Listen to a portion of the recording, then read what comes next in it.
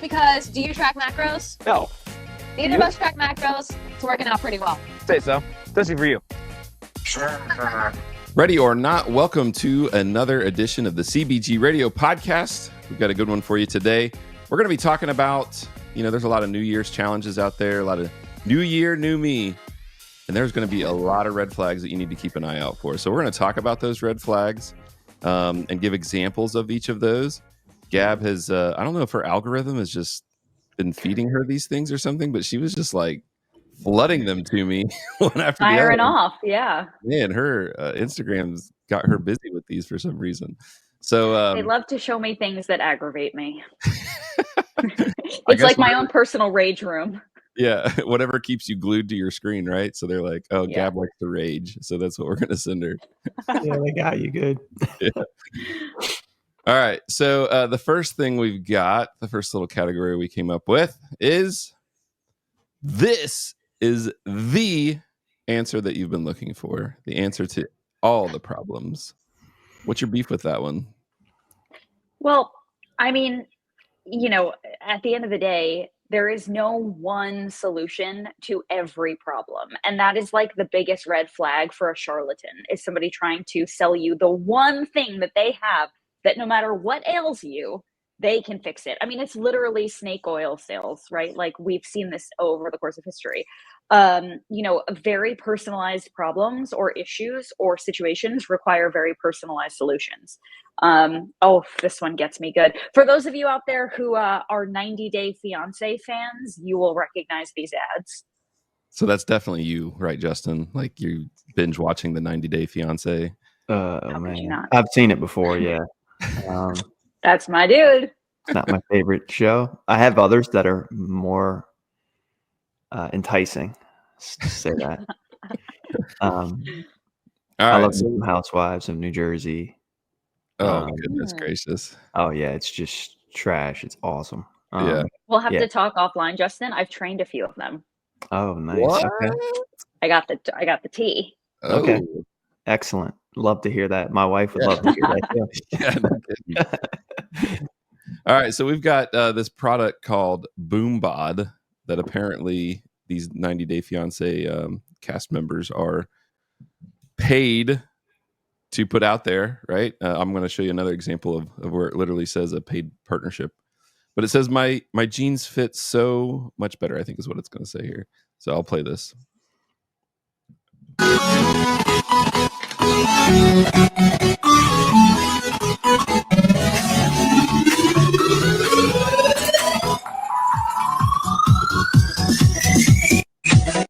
All right. So Wow. the things I noticed were the get rid of the naughty cravings.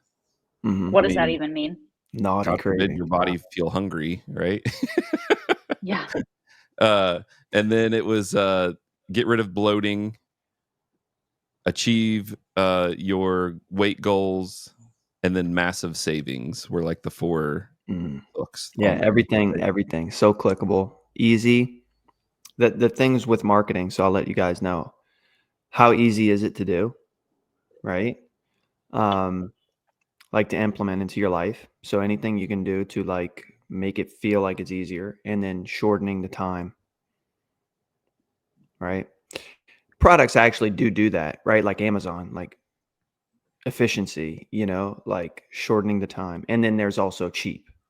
So if it's cheap, it shortens your time and it's super easy. That's what people want, right? Yeah. And it literally hit all of that. And for those of you listening to the podcast, basically it was a person just pouring pink powder. So the visual was definitely there, into a glass of water and stirring it, which I presume is going to be something that they're going to wait till you see these results. Yeah. So this is an example of the amazing results where she's in the same outfit. And I mean, it seems like they were maybe taken just from a different, a different part of the room. Yeah. Probably on the same day. I mean, the hair looks exactly the same. Like, yeah, probably on the same day. Yeah. She's just standing up straight. Right. So yeah, this is an example of like a pill or a powder or something that you think is going to solve like all your problems and help you speed up your metabolism or do some other craziness that's like the quick answer for you to crush it in 2025. And we all know that it's not the answer. Yep. All right. Moving on to the next one. All right. We've got the one size fits all. Everyone is exactly the same way and should do this. Yeah. So this is for a detox. Okay. So it claims that if you're eating 3 meals a day, which adds up to 21 meals a week, and you've only had one bowel movement a day or less. 3 meals a day, which adds up to okay. 21 meals a week, and you've only had one bowel movement a day or less. That means 14 meals or more are backed up in your colon. What? Did you know your colon has on average 10 to 20 pounds of uneliminated waste in it at all times? We accumulate excess waste in our digestive tract, especially if we eat hybrid foods, drink alcohol, consume processed junk food, and forget to detox. Thankfully, there are herbs which help to remove this waste. Herb. Herbs. AI for You know, me. I am guilty of forgetting to turn on my kidneys from time to time. So I understand, you know, And you're eating liver. all these hybrid foods and you forget to detox. Yeah. Liver and kidneys. Yeah. Well, and the fact that, I mean, I don't think, are your colons even big enough to hold 10 to 20 pounds of waste in it? I'm trying to think of like anatomy, like thinking of like how big your colon is. I can't imagine. I think Well, I these guess if it's specifically like- means your intestines. Yeah. You small and large intestines. Okay. But yeah, no, it's easy. It's just a easy tactic of fear and then solution afterwards. A dirty colon is the #1 silent killer. Remember, if your colon is not #1 well, silent killer. you will never get well.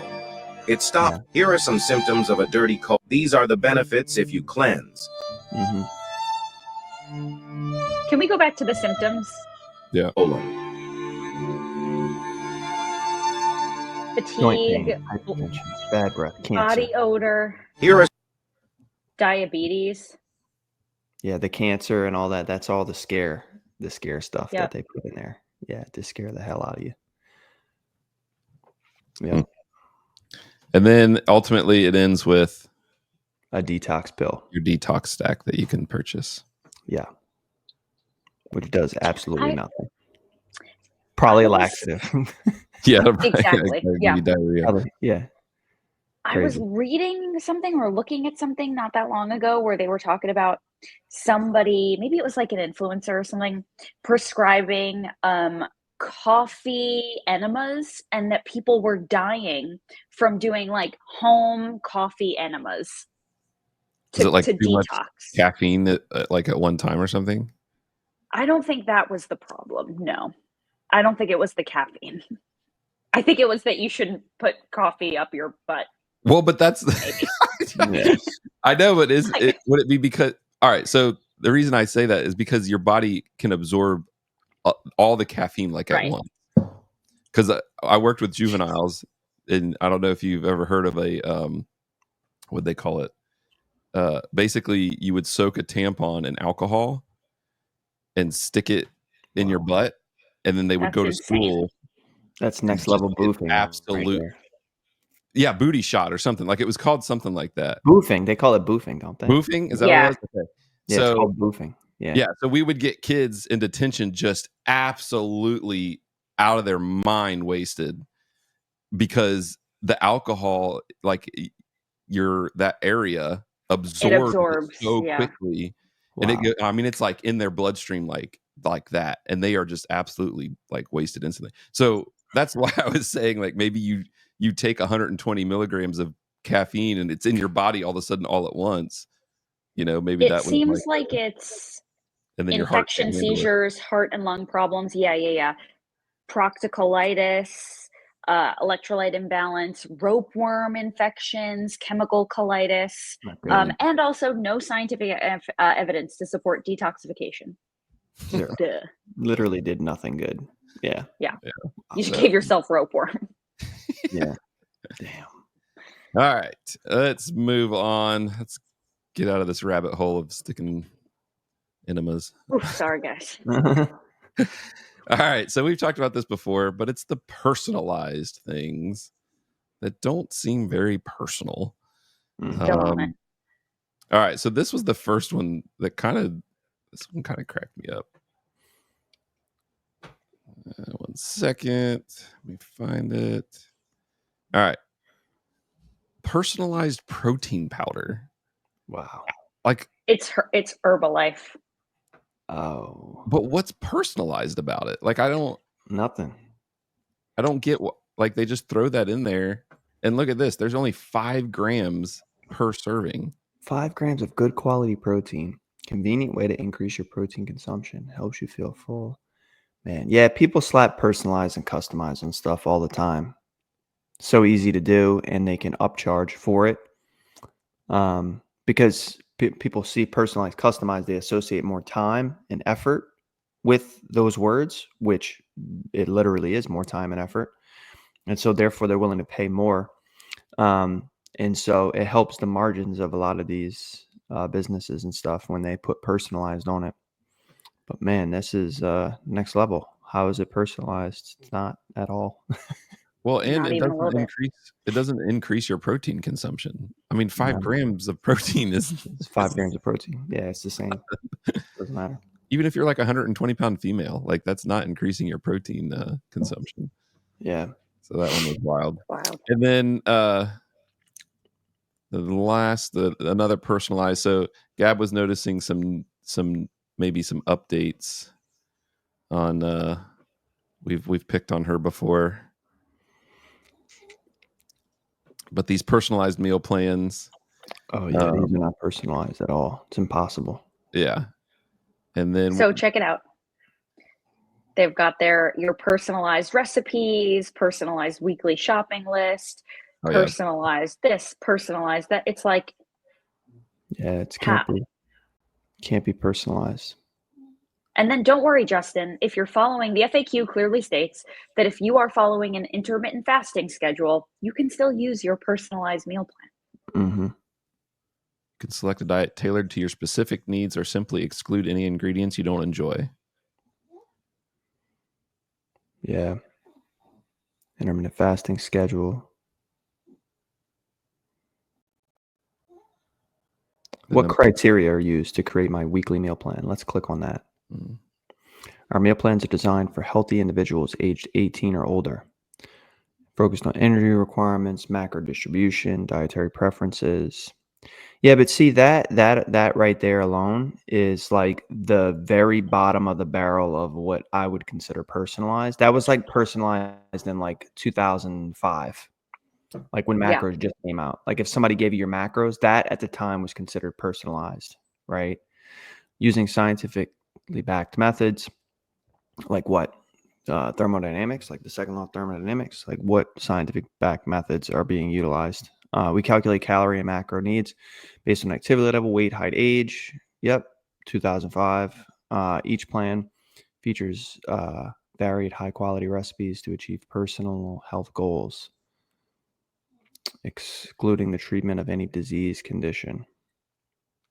Yeah. Yeah, definitely not personalized. Can't be. No. Impossible. Yeah. I'm sure they have a calculator or something that they use, right? We'd have to sign up to see, but there's no way it can be personalized based on those factors alone. Oh wait, I went to a new page. I thought you guys were looking at this too. No, personalized. So this shows their methodology. Yeah, Harris-Benedict equation. This is getting BMR. Yeah. Fit Chef Premium account. Weekly meal plans precisely tailored to your personal energy needs. Uses direct calorimetry. Yep. BMR, total energy. Very active. Yep. Yeah, none of it's wrong though. No, it's not. But it's like It's you could not go wrong. on ChatGPT and get this for yourself. Yeah. And it is pretty cheap though. I mean, that's the reason I don't have a big issue with this is because it's not like $250 a month, Hmm. you know. Like I think probably for what you're getting in terms of value, it's probably pretty accurate, you know, to be quite honest with you. I mean, you can't disagree with that. It's like literally $10, you know. Yeah, Is it yeah, actually going to help you? I mean, probably not. Right? Because it's probably something you're really already know how to do. yeah, Um, but if you're like a beginner or something like that with nutrition in general, it's probably going to be a little bit too difficult for you to follow. And if you're yeah, advanced, you probably have already known and done this before and you need something more. So it's kind of like a unique window of people that um, just aren't ready to spend the money to get true help, but need something. You know, that's who I yeah. see that this is for. You know, See, I where I see the problem in this is that essentially what you're getting is your macros and then a shopping list and some recipes that fit your macros, which is great. But what most, general population are lacking is the time and ability to actually cook themselves a meal for breakfast, lunch, and dinner. So they're relying on these convenience foods, which are typically not healthy. And so the idea that you are going to pay $10 a month, Danny Spiegel is going to send you a recipe and you're suddenly going to have the time, the energy, and the wherewithal to follow it is it's a bit much. I don't really see that happening. So when you get nutrition advice, what you're getting is a person who can help you to make better decisions given your circumstances, your time, your energy, all of that stuff.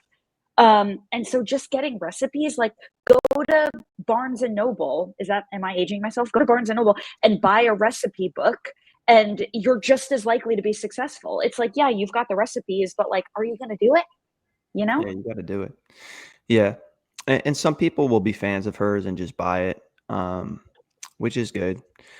Yeah, that's the main issue is that it says it's personalized, but it's not personalized, you know? Yeah. Well, Um, and I think it's to me, I'm starting to get the idea that it's just another MyFitnessPal, because like Yeah. there's probably an app that's involved. Like it looked like there was an app that was yeah, involved my with fitness pal will do the same thing. You put in your That's what I stuff. mean. Like you get the macro Yeah. breakdown, you get meal Yeah. plans and recipes with their subscription. So it's Yep. like Fit There's Chef. recipes on there. I think so. Yeah.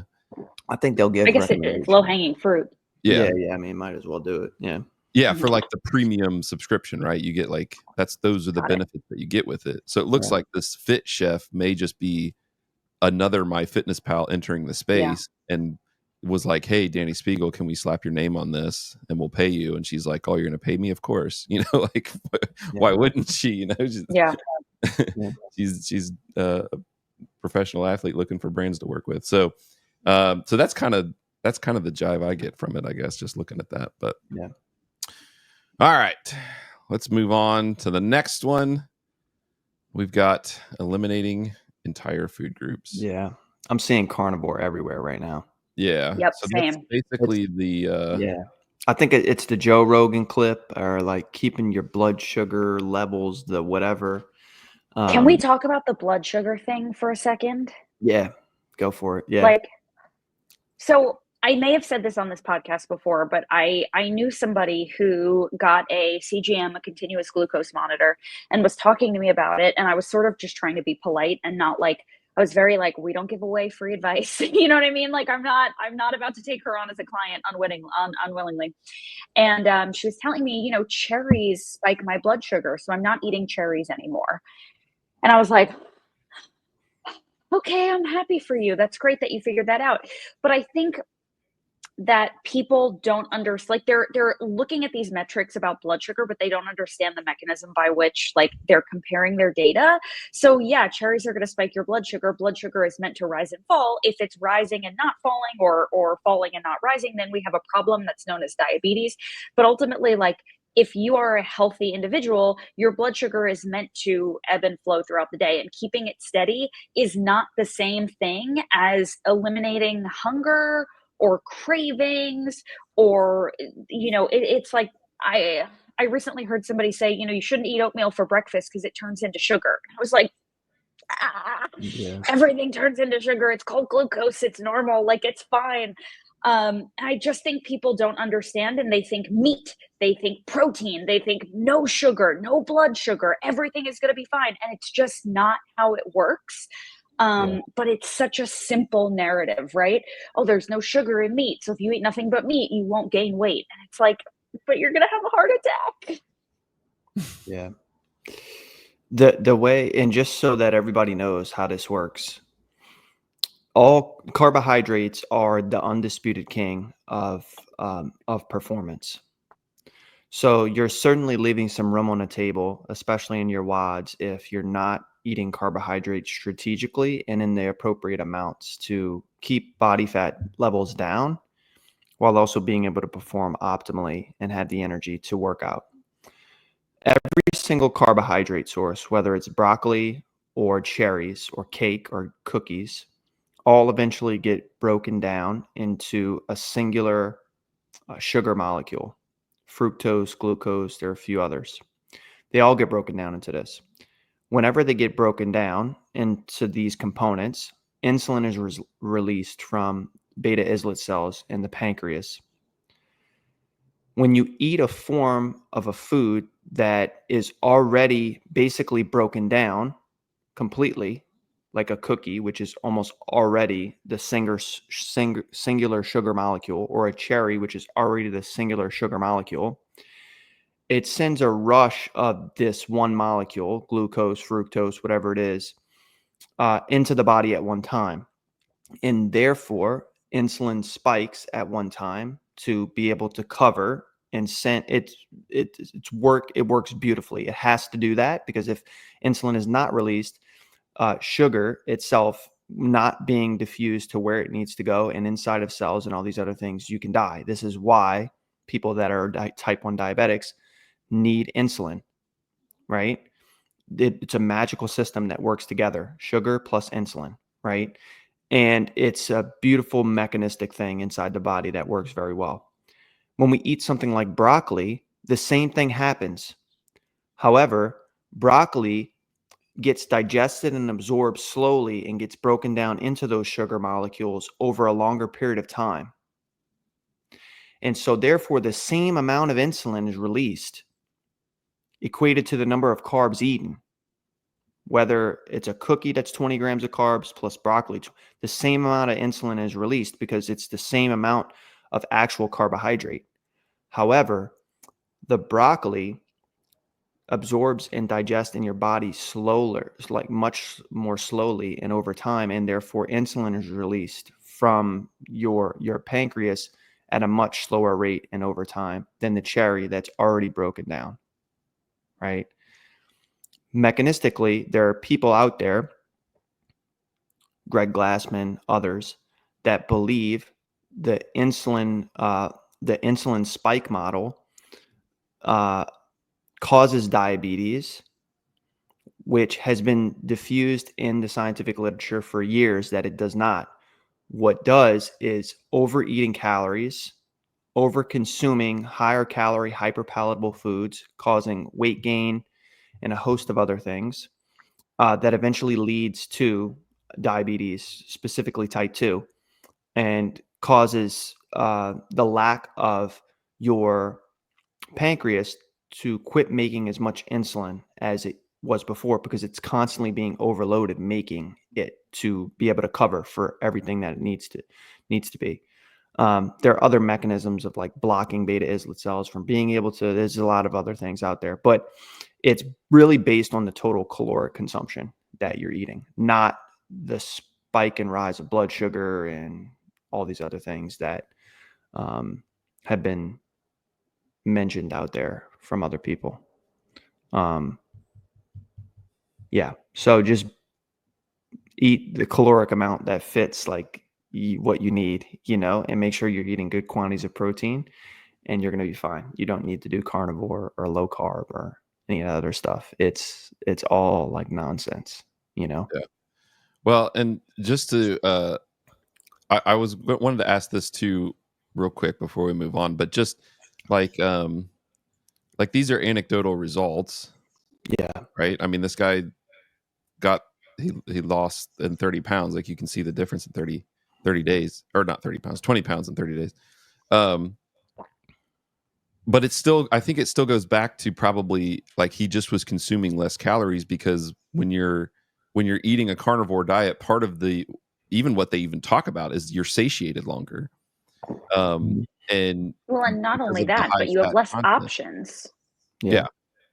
Like Yeah. if the only thing on this table you can eat, if it's Thanksgiving and you're on a carnivore diet, then the only thing you can eat is the turkey. You're going to eat less because those other things are not available to you. It's the same thing like Right. why a lot of people go vegan. It's like, oh, well, I just can't eat so many foods. Of course you're going to lose weight, but it's like Mhm. at what cost? Yeah. And people that eliminate foods and only have specific foods available to them, when they're eating those foods over and over again, they start to inherently eat less, Mhm. right? Because you're not appetized to eat the same foods over and over and over again. So therefore you're not gonna eat as much as you usually do. And that also can put you in a deficit as well. Yeah, it takes the fun out of it. Yeah. So people inherently eat less, and then they lose weight. But then, when they go back to eating some of those things that they were before, because you're not going to be on carnivore for the rest of your life, you know, um, that's when the problems incur, So Yeah. All right. So I think that segues a little bit, not being able to maintain it, but being enticed by having big results in a mm, little time. Yeah. And so I've got, this one. So I think this just seems like camera angle, like one's zoomed in. Let me just bring it up here so you guys can see it. Or maybe it is a real weight loss picture that they stole or something. I don't know. mm-hmm. But claiming that this was the results in 8 days. Yeah. Yeah. Um, Yeah. I mean, This is why they don't allow transformation pictures on ads on Facebook. oh, really? I didn't know that. You won't ever see an ad where it's a transformation before and after. You can't do it on any meta ads, Instagram, Facebook, anything, because there's so many photoshopped things out there, right? You could see if any of that stuff on the right is bending, like where her Yeah, I stomach was is trying on to the like right. look at it, but I can't. See if it's bending, to see if it's I don't want to take away from her results. Maybe this is completely true, but I mean this in 8 days is Yeah. it's not possible. This, unless like she's extremely bloated on the left and we don't know, and the picture with the way it's taken, she's a little bit further back on day 8. Yeah. But yeah, this will definitely get you. This is a detox protocol, 7 apparently, in 10 pounds in 10 days. Yeah, so the problem for people doing 4 to 5 watts per week with any sort of quick, fast acting results are you put yourself at risk for losing tons of muscle if you're losing weight extremely rapidly, because your body doesn't know how to just lose body fat if you're at that much of a deficit, right? Um, it's very difficult. Your body just wants to get rid of as much metabolically active tissue as possible, especially in that time frame. So there are ways to optimize through diet, keeping most of the muscle that you have while also losing body fat. So that's important. So if you lose very quickly, you put yourself at a huge risk of doing that. And then 2, remember, like we're going very intensely in workouts. It's not like we're like walking around our block, like getting exercise. We're actually pushing ourselves to high intensities at end ranges of motion. And this puts you at a severe risk if you're under eating by that much to injury. And we all know what happens when we get injured. We're not at the gym. We don't have um, the same momentum and urgency to want to go to the gym. That keeps us off track in a lot of other ways in our life, including the nutrition side. People end up gaining lots of weight usually when they're injured, and it's not fun. So those are the risks that you play with the big results, little time, things out there that people promote.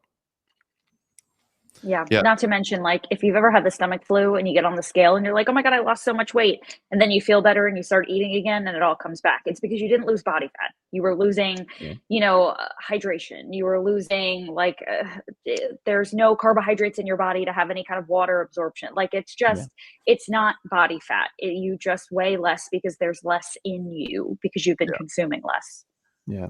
Yeah. And so an example of that, so we talked about a couple episodes ago, we talked about like the dumb diet things that we did.